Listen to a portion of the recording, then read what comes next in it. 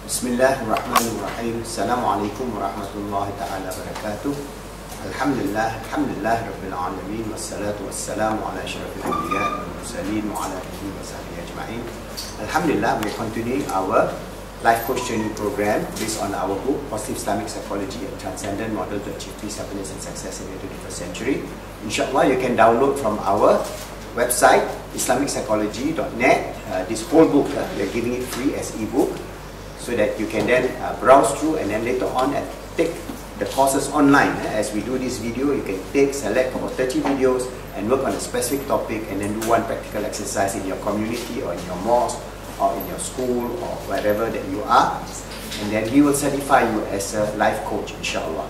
So what we are talking about is that we have a lot of challenges in the 21st century which is radically different from those challenges faced by our forefathers. I've explained to you about the 8 challenges of atheism, anxiety, depression, suicide, pornography, teenage pregnancy, and today we talk about drugs and alcohol addiction, which is destroying millions and millions, maybe billions of young people all over the world.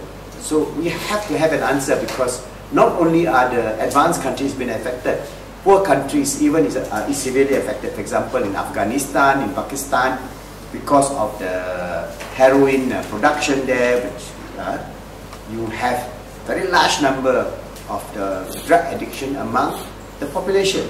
Alright, and naturally in many advanced countries, like America or Europe or Australia, you have very high severe drug addiction problem. So how are we going to tackle all this?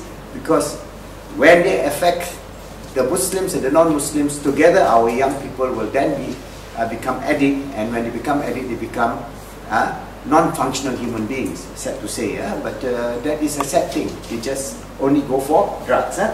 So drug is any chemical that you take that affects how your body and your brain work. That means drugs affects the VTA area of your brain, where the production of hormone is being passed on to your the limbic system as well as the prefrontal cortex, and this whole rush of dopamine can be artificially stimulated with drugs, and that rush itself finally brings about addiction. Addiction, there's no single group of people affected by drugs and addiction and alcohol. The more and more and more, they are becoming younger and younger and younger. So that's why you have large number of population now become not functional young people, because all they think about is when they're going to get the next shot of their drugs. Addiction is defined as a chronic, relapsing disorder characterized by compulsive drug seeking and use despite adverse consequences. That means despite adverse consequences of not be able to function, despite adverse condition of feeling low, depressed, anxiety, suicidal ideation, and so many things, they still go for it because the brain is chemically addicted to it. It's very difficult to break through, and there's many hundreds of studies that showing that basically addiction is a very severe problem, because it affects, even you have your own internal willpower, it can overwhelm the internal power because of the change of the structure of the brain itself. So types of drugs, you have cannabinoid, you have opiates, you have stimulant like amphetamine, cocaine, you have club drugs, right? You have ketamine, you have hallucination, hallucinogen and other compound, anabolic steroid and so on. So why do they take it? You see, a lot of it is I feel good, so they think by taking that they feel good, they feel grand, they feel happy, but it is only a temporary mask over. So people who are, for example, depressed, they may feel good for a while, but then they go into very severe depression. That's why a lot of drug-related suicide. They get the euphoria, then they crash. When they crash, boom, that's it. They may end up their life.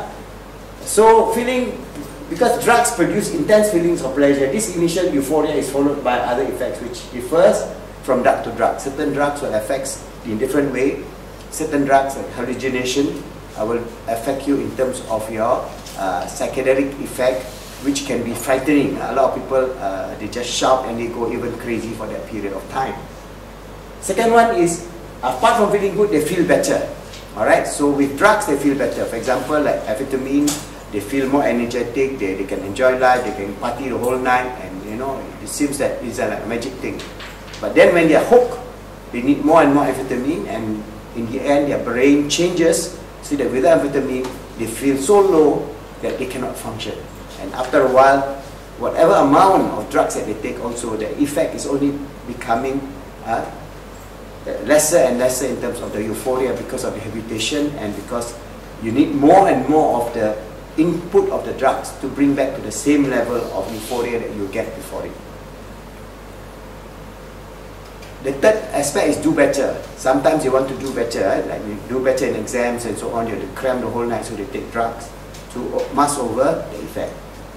Number 4, and this is where the biggest problem, curiosity and social pressure. Because a lot of people, among young people, they start with smoking, then they start with marijuana, right? Then they go into heavy drugs, and then they go into many other drugs, and in the end they become total drug addict and wreck their life.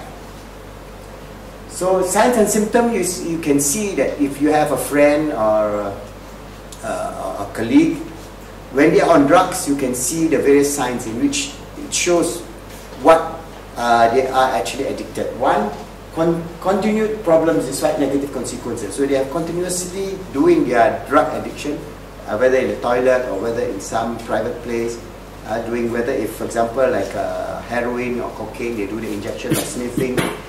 For pills, they just take pills in certain discrete area and so on. Spending less time on activities that used to be important to them. For example, if they used to interact with their friends, going out together, playing football and so on, they lose interest in all those kind of things.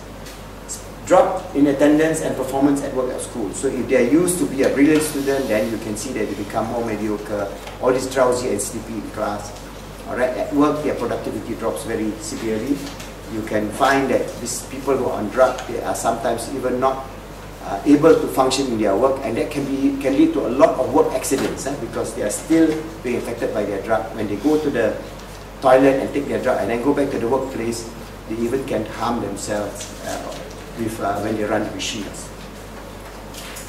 Serious changes in nutrition, in hygiene or physical appearance. So normally you can see drug addict, they're physically, they don't brush their teeth, they don't comb their hair, they don't change their clothes, so they look filthy, and it is one sign of drug addiction. Depending on drugs, in order to produce the same effect, as I mentioned earlier, withdrawal symptoms such as shakiness, trembling, sweating, nausea and fatigue when they don't have. That means they have this, they need heroin, for example, they don't get heroin at the right time.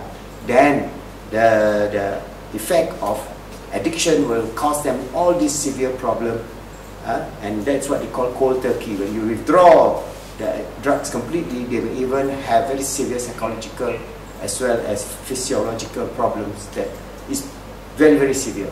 Okay, so they need that drug because the addiction has affected not only their physical body but their brain to such an extent that they cannot function without that drug.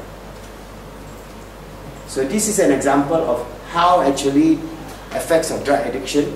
All right, as the person takes drugs, the normal brain is functionally very good. After 1 month after taking cocaine, the brain is affected and becomes smaller. Even after they stop, after 4 months, the brain will not recover back to the same functional capability in terms of brain function. So what is important, the message is the drugs that you take destroy your brains. Your neurons get messed up. Neurons that fire together because of the addiction become so tuned to it, and a lot of other important neurons in your life is just being pruned out, and then you don't have that will anymore to live. Okay? So we'll show you one video of how drug addiction affects your physiology. But remember, from the Islamic perspective, if we want to go into drug addiction counseling, coaching and mentoring, remember the most important thing is you don't work it out through just a, for example, secular materialistic approach. Because if you just use your willpower, so-called willpower, your brain power or your motivational power, you cannot beat the drug addiction. It has to come from the inner self at the higher level. That means the feelings and thoughts, feeling, emotion and thoughts at a higher level of your connection to Allah subhanahu wa ta'ala. And I have mentioned this in our earlier videos. You go to our FET cycle, FET, feeling, emotion, thoughts, at the higher level. Only when you have the grace, the love, the mercy, the help from Allah subhanahu wa ta'ala can you get rid of this demon, this shaitan. This shaitan of drug addiction is so powerful that once it claws on you, you have no way out unless you go back to Allah. And as you can see throughout all the drug addiction program, 9 out of 10, those who are on drugs, go back to addiction. Only 1 in 10 can be saved. And this is a very severe statistic.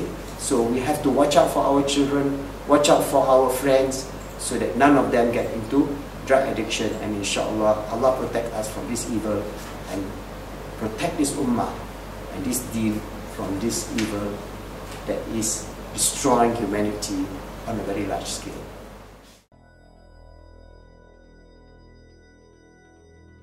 Hi everyone, thanks for joining us here at Science of Addiction. I'm Risto.